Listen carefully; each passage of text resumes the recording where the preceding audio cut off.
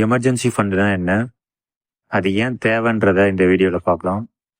நாளைக்கே உங்கள் வேலை போயிடுச்சுன்னா அடுத்த மாத செலவுக்கு நீங்கள் என்ன பண்ணுவீங்க? எப்படி உங்கள் எக்ஸ்பென்சஸை மேனேஜ் பண்ணுவீங்க? ஸோ அதுக்கு தான் எமர்ஜென்சி ஃபண்டு ரொம்ப முக்கியம். ஸோ இப்போ உங்கள் மந்த்லி எக்ஸ்பென்சஸ் ஒரு 15,000னா குறைஞ்சது ஒரு 3 மாதத்துலேருந்து 6 மாதத்துக்கு தேவையான செலவை நீங்கள் சேர்த்து வைக்கணும். இப்போ எக்ஸாம்பிள் பார்த்தீங்க அப்படின்னா உங்களுடைய மந்த்லி எக்ஸ்பென்சஸ் 15,000 இன்ட்டு 6 டைம்ஸ், அதாவது 90,000 ரூபாய் கிட்ட நீங்க சேர்த்து வைக்கிற மாதிரி இருக்கும். ஸோ இதுதான் எமர்ஜென்சி ஃபண்டுன்னு சொல்லுவாங்க. இந்த பணத்தை ரொம்ப ரிஸ்கியான இன்வெஸ்ட்மெண்ட்ல நீங்க போட்டுறக்கூடாது. இருக்கிறதுலே ரொம்ப ஈஸியா எடுக்கிற மாதிரி அந்த அமௌண்ட் இருக்கணும். எக்ஸாம்பிள் நீங்க உங்களுடைய சேவிங்ஸ் அக்கௌண்ட்டா வச்சிருக்கலாம், இல்லை எஃப்டில நீங்க போட்டு வச்சிருக்கலாம். ஸோ இது பாத்தீங்க அப்படின்னா உங்களுடைய மெடிக்கல் எமர்ஜென்சி, இன்கேஸ் உங்க வேலை போயிடுச்சு அப்படின்னா ஏதாவது ஒரு அன்எக்ஸ்பெக்டட் எக்ஸ்பென்சஸ் வந்தப்ப இது உங்களுக்கு ஒரு சப்போர்ட்டா இருக்கும்.